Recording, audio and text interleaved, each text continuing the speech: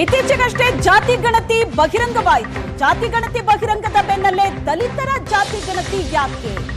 160 ಕೋಟಿ ವೆಚ್ಚದಲ್ಲಿ ನಡೆದಂತ ರಾಜ್ಯದ ಜಾತಿ ಗಣತಿ ಆರ್ಥಿಕ, ಶೈಕ್ಷಣಿಕ, ಸಾಮಾಜಿಕ ಎಲ್ಲ ಆಯಾಮಗಳಲ್ಲೂ ಕೂಡ ಜಾತಿ ಗಣತಿಯನ್ನ ನಡೆಸಲಾಗಿತ್ತು. ಅದಕ್ಕಾಗಿ ತಗುಲಿದಂತಹ ವೆಚ್ಚ ಒಟ್ಟು 160 ಕೋಟಿ.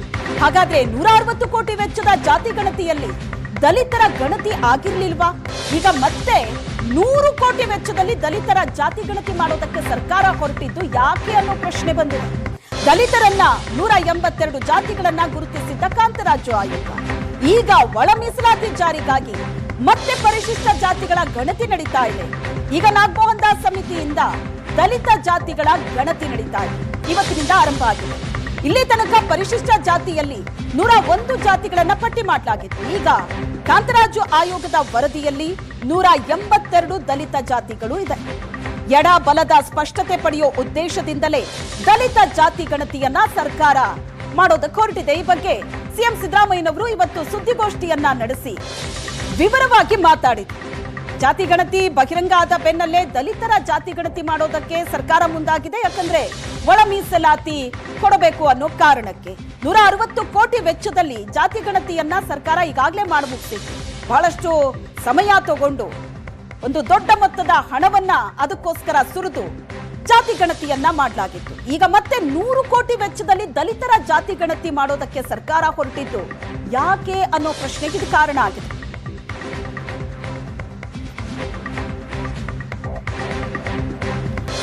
ಈ ಬಗ್ಗೆ ಹೆಚ್ಚಿನ ಡೀಟೇಲ್ಸ್ ಅನ್ನ ಕೊಡ್ತಾರೆ ನಮ್ಮ ಪೊಲಿಟಿಕಲ್ ಬ್ಯೂರೋ ಹೆಡ್ ಆಗಿರುವಂತಹ ಆನಂದ ಬೈದನ್ ಮನೆ ಸಂಪರ್ಕದಲ್ಲಿದ್ದಾರೆ. ಆನಂದ, ಒಳ ಮೀಸಲಾತಿಯ ಬಗ್ಗೆ, ದಲಿತ ಒಳ ಮೀಸಲಾತಿ ಬಗ್ಗೆ ಇವತ್ತು ಸಿಎಂ ಸಿದ್ದರಾಮಯ್ಯನವರು ಪ್ರೆಸ್ ಮೀಟ್ ಮಾಡಿದ್ರು. ಇವತ್ತಿನಿಂದ ದಲಿತ ಜಾತಿ ಗಣತಿ ಆರಂಭ ಆಗತ್ತೆ ಅನ್ನೋದರ ಬಗ್ಗೆ ಕೂಡ ಮಾಹಿತಿ ಕೊಟ್ರು. ಯಾಕೆ ಒಳ ಮೀಸಲಾತಿ? ಇದು ಸಹಜವಾಗಿ ಬರೋ ಪ್ರಶ್ನೆ.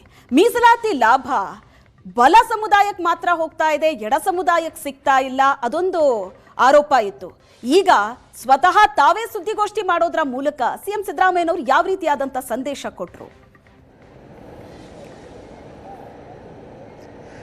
ಶ್ವೇತಾ, ಕಳೆದ 3.5 ದಶಕಗಳ ಕಾಲ ರಾಜ್ಯದಲ್ಲಿರ್ತಕ್ಕಂಥ ಎಡ ಸಮುದಾಯಕ್ಕೆ ಸೇರಿರ್ತಕ್ಕಂಥ ದಲಿತ ವರ್ಗ ಏನಿದೆ, ಇದು ರಾಜ್ಯದಲ್ಲಿ ಒಳ ಮೀಸಲಾತಿ ಜಾರಿಯಾಗಬೇಕು ಅಂತಕ್ಕಂಥ ಹೋರಾಟವನ್ನು ಬೇರೆ ಬೇರೆ ಸ್ವರೂಪಗಳಲ್ಲೂ ಕೂಡ ಮಾಡಿತ್ತು. ಆದರೆ ನಿರಂತರವಾಗಿರ್ತಕ್ಕಂಥ ಹೋರಾಟಕ್ಕೆ ಅಂತಿಮವಾಗಿ ಕಳೆದ ಆಗಸ್ಟ್ನಲ್ಲಿ 2024 ಆಗಸ್ಟ್ನಲ್ಲಿ ಸುಪ್ರೀಂ ಕೋರ್ಟ್ ಸ್ಪಷ್ಟವಾಗಿರ್ತಕ್ಕಂಥ ತೀರ್ಪಿನ ಮೂಲಕ ಬಲ ಕೊಡ್ತಕ್ಕಂಥ ಪ್ರಯತ್ನವನ್ನು ಮಾಡಿದೆ ಅಂದರೂ ಕೂಡ ತಪ್ಪಾಗಲಾರದು. ಒಳ ಮೀಸಲಾತಿಯನ್ನು ಕೊಡ್ತಕ್ಕಂಥ ಅಧಿಕಾರವನ್ನು ಆಯಾಯ ರಾಜ್ಯಗಳಿಗೆ ನೀಡಿ ಸುಪ್ರೀಂ ಕೋರ್ಟ್ 1/8/2024 ಅಧಿಕೃತವಾದಂಥ ತೀರ್ಪನ್ನು ಕೊಟ್ಟಿದೆ. ಈ ತೀರ್ಪಿನ ಹಿನ್ನೆಲೆಯಲ್ಲಿ ಎಲ್ಲ ರಾಜ್ಯಗಳು ಕೂಡ ದಲಿತರಿಗೆ ಒಳ ಮೀಸಲಾತಿಯನ್ನು ಕೊಡಬೇಕಾಗಿದೆ. ಹಾಗಾಗಿ ಕರ್ನಾಟಕದಲ್ಲಿ ದೊಡ್ಡ ಮಟ್ಟದ ಚಳವಳಿಗೆ ಕಾರಣವಾದಂಥ ಹಿನ್ನೆಲೆಯಲ್ಲಿ ಕರ್ನಾಟಕದಲ್ಲಿ ಈ ಒಂದು ಒಳ ಮೀಸಲಾತಿನ ಹೇಗೆ ನೀಡಲಾಗುತ್ತೆ ಅಂತಕ್ಕಂಥ ಸಹಜವಾದಂಥ ಕುತೂಹಲ ಇದ್ದೇ ಇದೆ.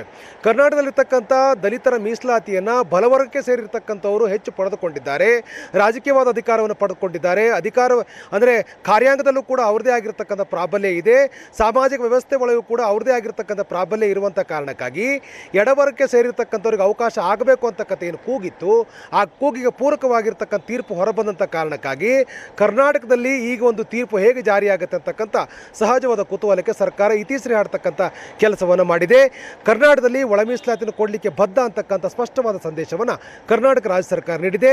ಸ್ವತಃ ಮುಖ್ಯಮಂತ್ರಿ ಸಿದ್ದರಾಮಯ್ಯನವರು ಇವತ್ತು ಪತ್ರಿಕಾಗೋಷ್ಠಿ ನಡೆಸುವ ಮೂಲಕ ಇಂದಿನಿಂದ ಆರಂಭಗೊಂಡಿರ್ತಕ್ಕಂಥ ಜಾತಿ ಜನಗಣತಿಯ ಒಟ್ಟಾರೆ ಉದ್ದೇಶವನ್ನು ಜನರಿಗೆ ತಿಳಿಸ್ತಕ್ಕಂಥ ಕೆಲಸವನ್ನು ಕೂಡ ಮಾಡಿದ್ದಾರೆ. ಈ ಒಂದು ಜಾತಿ ಜನಗಣತಿಯನ್ನು ಯಾಕೆ ಮಾಡಬೇಕು ಅಂತಂದರೆ, ಕರ್ನಾಟಕದಲ್ಲಿ ಇರ್ತಕ್ಕಂಥ 101 ಜಾತಿಗಳೇನು ಪರಿಶಿಷ್ಟ ಜಾತಿಯಲ್ಲಿರ್ತವೆ, ಈ ಜಾತಿಗಳ ಸಾಮಾಜಿಕವಾಗಿರ್ತಕ್ಕ ಸ್ಥಿತಿಗತಿಗಳ ಬಗ್ಗೆ ಅಧ್ಯಯನ ಮಾಡಬೇಕಾಗತ್ತ ಅಗತ್ಯತೆ ಇದೆ. ಯಾಕೆಂತಂದರೆ ಯಾವುದೇ ಮೀಸಲಾತಿಯನ್ನು ಕೊಡಬೇಕಾದ್ರೂ ಕೂಡ ಎಂಪಿರಿಯಲ್ ಡಾಟಾ, ಒಂದು ಸ್ಪಷ್ಟವಾಗಿರ್ತಕ್ಕಂಥ ದತ್ತಾಂಶವನ್ನು ಎಲ್ಲ ನ್ಯಾಯಾಲಯಗಳು ಕೂಡ ಬಯಸ್ತವೆ. ಹಾಗಾಗಿ ಎಂಪಿರಿಯಲ್ ಡಾಟಾ ನಮ್ಮ ಕರ್ನಾಟಕ ಸರ್ಕಾರದ ಬಳಿ ಇಲ್ಲ. ಇದು ಕೇಂದ್ರ ಸರ್ಕಾರ ಮಾಡಿರ್ತಕ್ಕಂಥ ಗಣತಿಯಲ್ಲೂ ಇಲ್ಲ, ರಾಜ್ಯ ಸರ್ಕಾರ ಮಾಡಿರ್ತಕ್ಕಂಥ ಗಣತಿಯಲ್ಲೂ ಕೂಡ ಇಲ್ಲ. ಹಾಗಾಗಿ ಈ ದಲಿತರ ಅಂದರೆ ಪರಿಶಿಷ್ಟ ಜಾತಿಗೆ ಸೇರಿರ್ತಕ್ಕಂಥ 101 ಜಾತಿಗಳ ಆರ್ಥಿಕವಾಗಿರ್ತಕ್ಕಂಥ, ಸಾಮಾಜಿಕವಾಗಿರ್ತಕ್ಕಂಥ ಮತ್ತು ಅವ್ರ ಒಟ್ಟಾರೆ ಶೈಕ್ಷಣಿಕವಾಗಿರ್ತಕ್ಕಂಥ ಸ್ಥಿತಿಗತಿಯ ಬಗ್ಗೆ ಸ್ಪಷ್ಟವಾಗಿರ್ತಕ್ಕಂಥ ಚಿತ್ರಣ ಯಾರ ಬಳಿ ಇಲ್ಲದೇ ಇರುವಂಥ ಕಾರಣಕ್ಕಾಗಿ ಇವರ ಒಂದು ಸಮೀಕ್ಷೆ ಮಾಡಬೇಕಾಗಿರ್ತಕ್ಕಂಥ ಅಗತ್ಯ ಇದೆ ಅಂತೇಳಿ ನ್ಯಾಯಮೂರ್ತಿ ನಾಗಮೋಹನ್ ದಾಸ್ ಸಮಿತಿ ಏನಿತ್ತು, ಆಯೋಗ ಏನಿದೆ, ಇದು ಸರ್ಕಾರಕ್ಕೆ ಮಧ್ಯಂತರ ವರದಿಯ ಮೂಲಕ ಶಿಫಾರಸು ಮಾಡಿತ್ತು. ಹಾಗಾಗಿ ನ್ಯಾಯಮೂರ್ತಿ ನಾಗಮೋಹನ್ ದಾಸ್ ಕೊಟ್ಟಿರ್ತಕ್ಕಂಥ ಏನು ಮಧ್ಯಂತರ ವರದಿಯ ಪ್ರಕಾರ ಸರ್ಕಾರ ಒಂದು ಜಾತಿ ಸಮೀಕ್ಷೆಯನ್ನು ಮಾಡಬೇಕು ಅಂತಕ್ಕ ನಿರ್ಧಾರವನ್ನು ತೆಗೆದುಕೊಂಡು ಅಧಿಕೃತವಾಗಿ 3 ಹಂತಗಳಲ್ಲಿ ಈ ಸಮೀಕ್ಷೆ ಮಾಡಲಿಕ್ಕೆ ತೀರ್ಮಾನವನ್ನು ತೆಗೆದುಕೊಂಡಿದೆ. ಈ ಒಂದು ಸಮೀಕ್ಷೆಗಳು ಇಂದಿನಿಂದ ಆರಂಭಗೊಂಡು 17ರವರೆಗೆ ನಡೆಯುತ್ತೆ.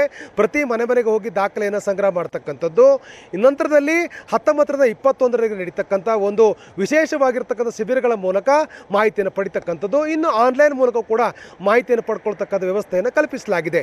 ಈ ಮೂಲಕ ಕರ್ನಾಟಕದಲ್ಲಿರ್ತಕ್ಕಂಥ 101 ಪರಿಶಿಷ್ಟ ಏನು ಜಾತಿಗಳಿದ್ದಾವೆ, ಈ ಜಾತಿಗಳ ಜನರು ತಮ್ಮ ವೈಯಕ್ತಿಕವಾಗಿರ್ತಕ್ಕಂಥ ವಿವರಗಳು, ಕುಟುಂಬದ ವಿವರಗಳು ಮತ್ತು ಈ ಕುಟುಂಬ ಹೊಂದಿರತಕ್ಕಂಥ ಆರ್ಥಿಕವಾಗಿರ್ತಕ್ಕಂಥ ಸ್ವಾವಲಂಬನೆ ವಿವರಗಳು, ಕುಲ ಕಸುಬು, ಮೂಲ ಕಸುಬು, ಈಗ ಯಾವ ಉದ್ಯೋಗ ಮಾಡ್ತಾ ಇದ್ದಾರೆ ಮತ್ತು ಅವರವರು ರಾಜಕೀಯವಾಗಿ ಪಡ್ಕೊಂಡಿರ್ತಕ್ಕಂಥ ಸ್ಥಾನಮಾನಗಳೇನು, ಸಾಮಾಜಿಕವಾಗಿರ್ತಕ್ಕಂಥ ಪ್ರಗತಿಗಳೇನು ಮತ್ತು ಈ ಕುಟುಂಬ ಯಾವ್ಯಾವ ಹಂತಗಳಲ್ಲಿ ಸರ್ಕಾರದ ಸೌಲಭ್ಯಗಳನ್ನು ಪಡೆದುಕೊಂಡಿದೆ, ಒಟ್ಟಾರೆ ಆರ್ಥಿಕ ಸ್ಥಿತಿಗತಿ ಸೇರಿದ ಹಾಗೆ ಸಂಪೂರ್ಣವಾಗಿರ್ತಕ್ಕಂಥ ಮಾಹಿತಿಯನ್ನು ಈ ಒಂದು ಗಣತಿಯ ಮೂಲಕ ಸಂಗ್ರಹ ಮಾಡಲಿಕ್ಕೆ ಮುಂದಾಗಿರ್ತಕ್ಕಂಥದ್ದು. ಹಾಗಾಗಿ ಈ ಒಂದು ಗಣತಿಯಲ್ಲಿ ಮಾಹಿತಿಯನ್ನು ಪಡ್ಕೊಳ್ಳಲಾಗುತ್ತೆ. ರಾಜ್ಯದಲ್ಲಿರ್ತಕ್ಕಂಥ ಎಲ್ಲ ದಲಿತ ವರ್ಗಕ್ಕೆ ಸೇರಿರ್ತಕ್ಕಂಥ ಏನು ಈ ಸಮುದಾಯ ಇದೆ, ಈ ಸಮುದಾಯ ಸಂಪೂರ್ಣವಾಗಿರ್ತಕ್ಕಂಥ ಮಾಹಿತಿಯನ್ನು ಕೊಡಬೇಕು ಅಂತಕ್ಕಂಥ ಒಂದು ಮನವಿಯನ್ನು ಕೂಡ ಕರ್ನಾಟಕ ಸರ್ಕಾರ ಮಾಡಿಕೊಂಡಿದೆ. ಯಾಕೆಂತಂದರೆ ಸರ್ಕಾರದ ಬಳಿ ಒಂದು ಸ್ಪಷ್ಟವಾಗಿರ್ತಕ್ಕಂಥ ದತ್ತಾಂಶ ಇಲ್ಲ. ಆ ಕಾರಣಕ್ಕಾಗಿ ದತ್ತಾಂಶ ತುಂಬ ಅಗತ್ಯವಾಗಿರುವಂಥ ಹಿನ್ನೆಲೆಯಲ್ಲಿ ಯಾರು ಎಡವರ್ಗಕ್ಕೆ ಸೇರಿದ್ದಾರೆ, ಯಾರು ಬಲವರ್ಗಕ್ಕೆ ಸೇರಿದ್ದಾರೆ ಅಂತಕ್ಕಂಥದ್ದು ಸ್ಪಷ್ಟವಾಗಬೇಕಾಗಿರ್ತಕ್ಕಂಥ ಹಿನ್ನೆಲೆಯಲ್ಲಿ ಮತ್ತು ಇವರ ರಾಜಕೀಯವಾಗಿರ್ತಕ್ಕಂಥ ಸ್ಥಾನಮಾನ, ಸಾಮಾಜಿಕ, ಆರ್ಥಿಕ, ಶೈಕ್ಷಣಿಕವಾಗಿರ್ತಕ್ಕಂಥ ಸ್ಥಾನಮಾನಗಳು ಹೇಗಿದೆ ಅಂತಕ್ಕಂಥದ್ದು ಮನವರಿಕೆ ಆಗಬೇಕು ಅಂತಂದರೆ ಈ ದತ್ತಾಂಶಗಳ ಅಗತ್ಯ ಇರುವಂಥ ಹಿನ್ನೆಲೆಯಲ್ಲಿ ಸಮೀಕ್ಷೆ ಮೂಲಕ ಇದನ್ನು ಪಡ್ಕೊಳ್ತಕ್ಕಂಥ ಕೆಲಸವನ್ನು ಸರ್ಕಾರ ಮಾಡಲಿಕ್ಕೆ ಹೊರಟಿದೆ. ಮತ್ತು ಬಹಳ ಮುಖ್ಯವಾಗಿ ಈ ಒಂದು ಸಮೀಕ್ಷೆಯನ್ನು ಮಾಡೋದ್ರ ಮೂಲಕ ಒಂದು ಸ್ಪಷ್ಟವಾಗಿರ್ತಕ್ಕಂಥ ಸಂದೇಶವನ್ನು ಕೂಡ ಮುಖ್ಯಮಂತ್ರಿ ಸಿದ್ದರಾಮಯ್ಯನವರು ಎಡ ಸಮುದಾಯಕ್ಕೆ ನೀಡಿದ್ದಾರೆ. ಯಾಕೆಂತಂದರೆ ಎಡ ಸಮುದಾಯ ಈ ಒಂದು ಒಳ ಮೀಸಲಾತಿ ಕೊಡಬೇಕು ಅಂತೇಳಿ ಸುದೀರ್ಘವಾಗಿರ್ತಕ್ಕಂಥ ಹೋರಾಟ ಮಾಡಿದ ಇತಿಹಾಸ ಇದೆ. ಆ ಸಮುದಾಯಕ್ಕೆ ಸ್ಪಷ್ಟವಾಗಿರ್ತಕ್ಕಂಥ ಒಂದು ಸಂದೇಶವನ್ನು ಮುಖ್ಯಮಂತ್ರಿ ಸಿದ್ದರಾಮಯ್ಯನವರು ಕೊಟ್ಟಿದ್ದಾರೆ. ಯಾಕೆಂತಂದರೆ ರಾಜಕೀಯವಾಗಿ ಕೂಡ ಇದು ದೊಡ್ಡ ಮಟ್ಟದ ಪರಿಣಾಮಗಳು ಉಂಟು ಮಾಡಬಹುದಾದಂಥ ಪ್ರಾಬಲ್ಯ ಇರತಕ್ಕಂಥ ಸಮುದಾಯ ಆಗಿರುವಂಥ ಕಾರಣಕ್ಕಾಗಿ ಕಾಂಗ್ರೆಸ್ಸು ಕಳೆದ ಚುನಾವಣೆಯ ಪ್ರಣಾಳಿಕೆಯಲ್ಲೂ ಕೂಡ ಬಹಳ ಸ್ಪಷ್ಟವಾಗಿ ಹೇಳಿತ್ತು, ನಾವು ಒಳ ಮೀಸಲಾತಿ ಕೊಡ್ತೇವೆ ಅಂತೇಳಿ. ಹಾಗಾಗಿ ನಾವು ಆ ಮಾತಿಗೆ ಬದ್ಧವಾಗಿದ್ದೇವೆ ಅಂತಕ್ಕಂಥದ್ದನ್ನು ಅತ್ಯಂತ ಗಟ್ಟಿಯಾಗಿ ಹೇಳ್ತಕ್ಕಂಥ ಪ್ರಯತ್ನವನ್ನು ಮುಖ್ಯಮಂತ್ರಿ ಸಿದ್ದರಾಮಯ್ಯನವರು ಮಾಡಿದ್ದಾರೆ. ಈ ಮೂಲಕ ಬಿಜೆಪಿ ಕಡೆ ವಾಲ್ತಾ ಇದ್ದಂಥ ಎಡವರ್ಗವನ್ನು ಸೆಳಿತಕ್ಕಂಥ ಯಾವುದೇ ಕಾರಣಕ್ಕೂ ಮತಬೇಟೆಯಲ್ಲಿ ಮತಗಳು ಜಾರದ ಹಾಗೆ ಒಂದು ಸ್ಪಷ್ಟವಾಗಿರ್ತಕ್ಕಂಥ ಬಿಗಿ ಹಿಡಿತವನ್ನು ಸಾಧಿಸಬೇಕು ಅಂತಕ್ಕಂಥ ಕಾರಣಕ್ಕಾಗಿಯೂ ಕೂಡ ಈ ಸಮೀಕ್ಷೆ ಅತ್ಯಂತ ಪ್ರಮುಖವಾಗಿರ್ತಕ್ಕಂಥದ್ದು. ಅಂಥ ಒಂದು ಸಂದೇಶವನ್ನು ಮುಖ್ಯಮಂತ್ರಿ ಸಿದ್ದರಾಮಯ್ಯನವರು ಈಗ ರಾಜ್ಯ ಜನರಿಗೆ ಕೊಟ್ಟಿದ್ದಾರೆ. ಥ್ಯಾಂಕ್ ಯು ಆನಂದ್, ನಿಮ್ಮೆಲ್ಲ ಡೀಟೇಲ್ಸ್.